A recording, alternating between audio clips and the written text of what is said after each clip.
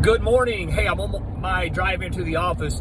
One of my dangerous road videos. Let me apologize for that weird glare around the video. I don't know if there's something on my screen or if it's coming off my white beard. However, I apologize. I just want to take a quick second and talk about my goals for Ironman Cozumel. I was originally scheduled to race last year, 2021. Got sick in August. I could have still competed, and I could have finished. That was never the question. But I wanted to do something spectacular. And this, taking an extra year to really focus on, getting my base fitness down, getting stronger in the swim, bike, and run. It's already paid huge dividends that I could turn the focus off of prepping for a race and really have an off season where I knew what I was doing as a triathlete. I'm still pretty new at this, although I turn 46 in March next month. Today's February 1st. Happy February. I'm still learning. So there's a lot of excitement in that. I no matter what you're doing right now, I suggest becoming a novice in something. Start something new. The learning curve, although I knew every bit of this in theory, but practice is a whole different animal. But anyway, my goals for 2022 for Ironman Cozumel. Now, obviously, this is dependent on a lot of stuff. Me being injury free, which that's everything I can. I'll do everything I can to control my end of it, but stuff happens. And it's also going to depend on me running a near perfect race. So, without further ado, let me start with a swim. I can do that swim in just over an hour, okay? Last year would have been the great time to do that. I mean, if you don't know, that was a world record-setting Ironman, the fastest Ironman ever, from top to bottom, but the guy set the world record running the race. The pro did. One of the pros did.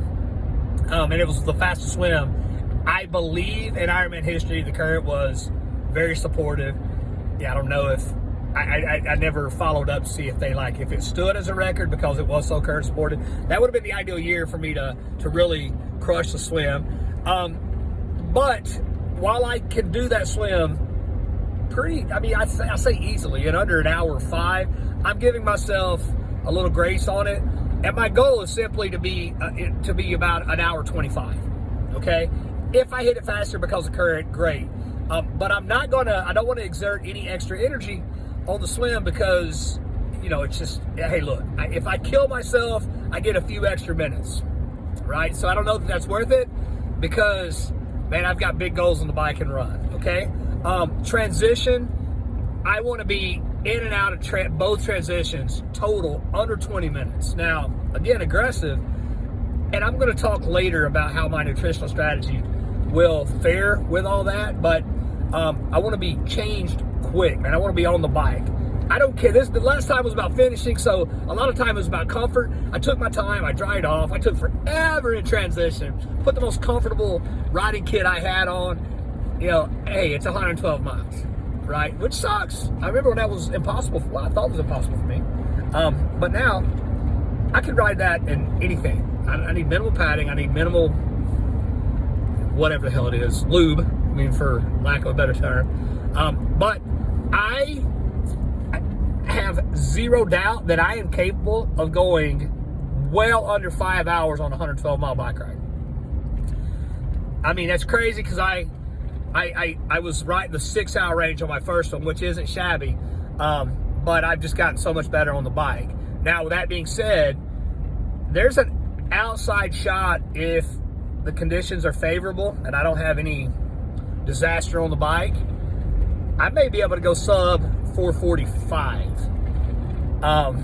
I've been hitting the 100. I did still 100 last week at 422, and I had a lot of gas in the tank. Now it's important.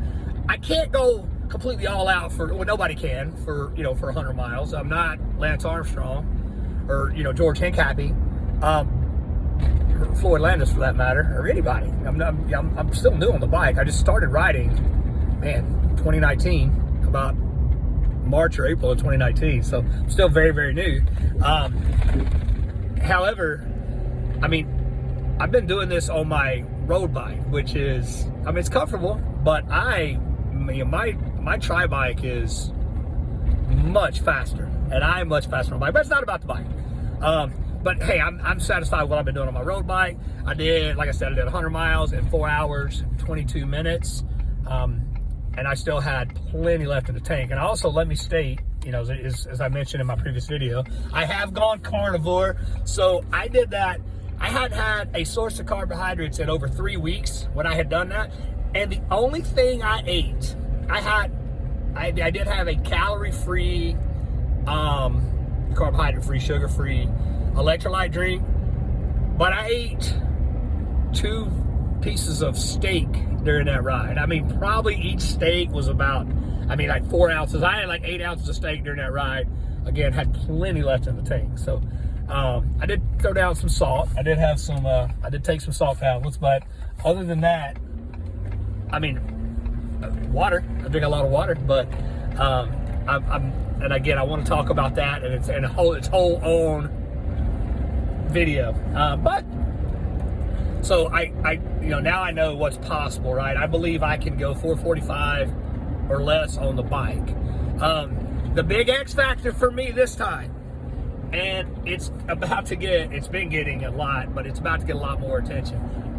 In order to run my best Ironman, I need to put down a sub 4 hour marathon. Now, for someone that was as detrained as I was, and it's really still, an infant as far as endurance sports goes, a 4 hour marathon is no joke, and I'm not a small guy. I plan on racing in the mid 180s. Right now, I'm, it's probably 208-ish, give or take. So, I'm still 10 months out, and I'm starting to drop weight safely, and I'm still weight training very intensely. So the goal this time is to, I've added quite a bit of muscle in the last little bit, but I want to keep as much of it as possible. And then, I've talked about it before. In the summer in Texas, you shed weight. This heat strips it off of you. So I am now, a 4 hour marathon. Again, that's what I need to reach the goals I want to reach. So to do that, it's going to take some work. Today, I cannot run a 4 hour marathon. I can't run a 4 hour marathon without swimming and biking before it, okay? But you guys know how I do things. I make big goals, and I have dissected this thing down.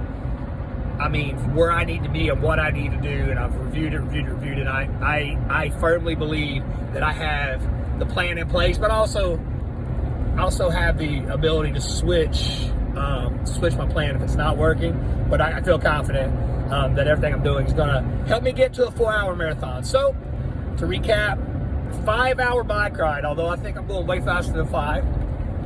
Hell, I'll say a 90-minute swim, although I'm definitely going way faster than that. That means I lost my goggles like I did in the first one, if I go 90 this time.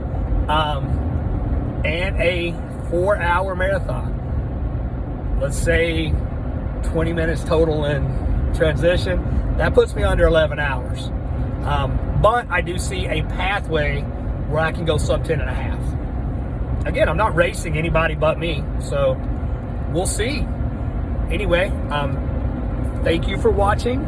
I plan on doing so much more here as far as videos, just talking about racing, about goal setting, about plant-based nutrition, although I am a carnivore now, and I'm going to talk a lot about carnivore because that's what I'm experiencing right now. This morning I did have, I think I had 5 eggs over easy. Man, I love the yolks. On top of a, 10-ounce piece of ribeye. Yeah, it was great post-workout. So anyway, if you have any questions, obviously reach out, and I hope everyone has a great Tuesday.